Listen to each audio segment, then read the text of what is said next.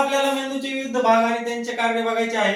प्रत्येक भागाचं काय कार्य असतं आणि त्यांचे काय काय प्रमुख उपयोग आहे ते बघून घेणार आहे आपण आज.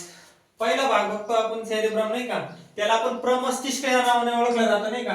त्याचं पहिलं कार्य असं आहे का मी ऐच्छिक हालचालींचे नियंत्रण करतो नाही का.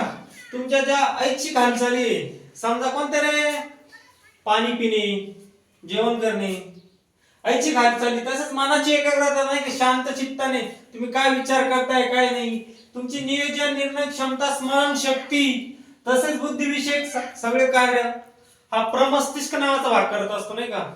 त्याच्यानंतर आपण दुसरा भाग बघणार आहे अनुमस्तिष्क, त्याला आपण म्हणतो सेरेबेलम.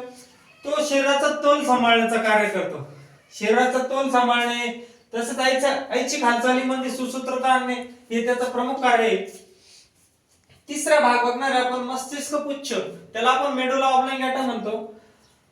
सगळ्यात पहिल्यांदा त्याचं कार्य हृदयाचे ठोके नियंत्रण करणे, श्वासोच्छ्वासावर नियंत्रण ठेवतो तो, शिंकणे, खोकणे तसेच लाळ निर्मिती या सगळ्या अनैच्छिक क्रियांचे नियंत्रण करतो तो. कोणता भाग रे, मस्तिष्क पुच्छ, ज्याला आपण मेडुला ऑब्लांगेटा म्हणतो. तसंच 4 नंबरचा भाग आहे मेरुरज्जू, त्याला आपण स्पायनल कॉर्ड या नावाने ओळखतो. त्याचं सगळ्यात प्रमुख कार्य काय आहे सांगा. त्वचेकडून मेंदूकडे आवेगांचे वहन करणे. आवेग म्हणजे काय रे, इम्पल्स. दुसरं कार्य काय रे, मेंदूपासून स्नायू व ग्रंथीकडे आवेगांचे वहन करणे. स्नायू जे असतात ना शरीरात, मसल्स, त्यांच्याकडे तो वहन करतो नाही का. तसंच 3 नंबरचं कार्य काय रे, प्रतिक्षिप्त क्रियांचे समन्वयक केंद्र म्हणून कार्य करतो तो.